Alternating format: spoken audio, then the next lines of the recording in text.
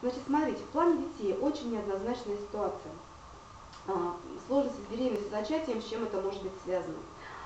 Это может быть связано, во-первых, с нашими страхами. Я боюсь беременеть, да?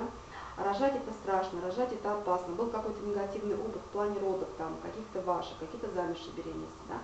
И прочие ситуации. То есть нужно убирать негативный опыт по беременности, который у вас был, да? Что здесь? Далее, какие-то страхи, которые там из телевизора, от соседей, от медведей, от блоги там чего-то где-то посмотрел, почитал, испугался, стало страшно, да, сижу, дрожу еще больше, да. С этим работать. Дальше, негативный опыт по кармической части. Есть какие-то страхи, которые петляны нам, когда что-то там было в прошлых жизнях, там теряли братьев, сестер и так далее, куда-то там в прошлых жизнях. В этой жизни тоже какая-то кармическая ситуация, ну совершенно разная, просто это опять долго рассказывать, вы можете почитать это в моих блогах, там очень много материала, информации на эту тему. То есть с этим нужно разобраться. Дальше, психогенетика. Как было у вашей бабушки, мамы, тети, дяди. Есть такие ситуации очень сложные, очень серьезные, когда на закрытие рода все идет, да. И у вас что-то не происходит, что-то не получается, человек это начинает чувствовать. У меня тоже есть ряд блогов по закрытию рода, с этим нужно работать. Далее, очень работать хорошо, важно, просто опять мы сегодня с вами не успели, в следующий раз мы рассмотрим с вами энергетику, как на уровне энергетики мы можем притягивать того мужчину, который нам нужен, как мы можем его удерживать вокруг себя, полярность инь-янь, потому что это очень важно. Я не буду вам глубоко и долго на эту тему рассказывать. Бывает так, что мы притянули мужчину, у женщины много энергии, она готова зафиксировать этого мужчину вокруг себя, он никуда от нее не девается, он с ней живет, хорошая, она плохая, другой говорит, я бы ее давно бросила, а мужчина живет и счастлив, да, потому что это именно тот вариант энергетики, который его женщина, которая подходит. Значит, вот энергетику нужно рассматривать. Следующая ситуация – это в плане детей.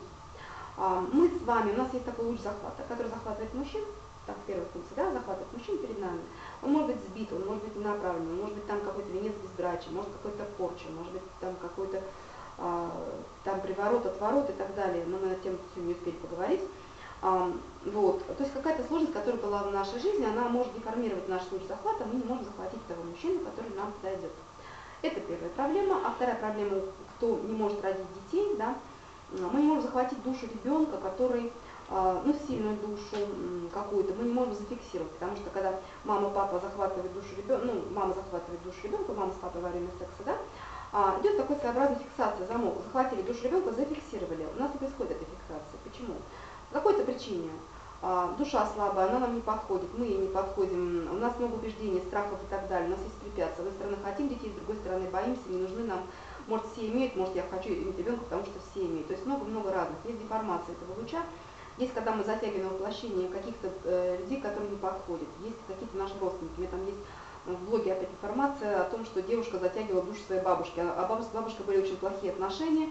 В итоге она не могла родить ребенка. То есть очень много неформальных вот этих моментов. И вы сами чувствуете, когда есть какая-то некая подоплека, когда пошли всех врачей, все здорово, хорошо, и по психогенетике нормально, и по кармически нормально, нужно знать обязательно луч захвата. Какое здесь препятствие, какая сложность. Так что обращайте внимание на все это. Вот. Ну а мы сегодня с вами подходим к концу. Тема бесконечная, большая и длинная. Если вы будете, опять же, в следующий раз на следующем вебинаре со мной общаться, то вы вполне можете задавать какие-то вопросы. Можем посмотреть ваши ситуации, в чем конкретно сложность, посмотреть по картам, в чем есть сложность, и можно поменять. То есть есть какие-то негативные прогнозы, предсказания, которые вам не нравятся, то с этим можно работать, можно менять, можно переделывать, просматривать ситуацию. Ну, а мы с вами на сегодня завершаем. Опять же, хочу поблагодарить ребят с Лав-Эксперта. Все очень здорово, мне понравилось, очень классная комната, потому что я провожу вебинары в разных комнатах, вот это самое лучшее. То есть хороший очень обзор, все здорово.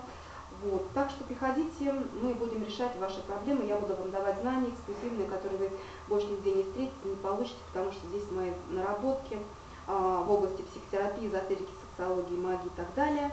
Обращайтесь, записывайтесь на прием не только ко мне, но и ко всем экспертам нашего портала. До свидания, до новых встреч, удачи всем!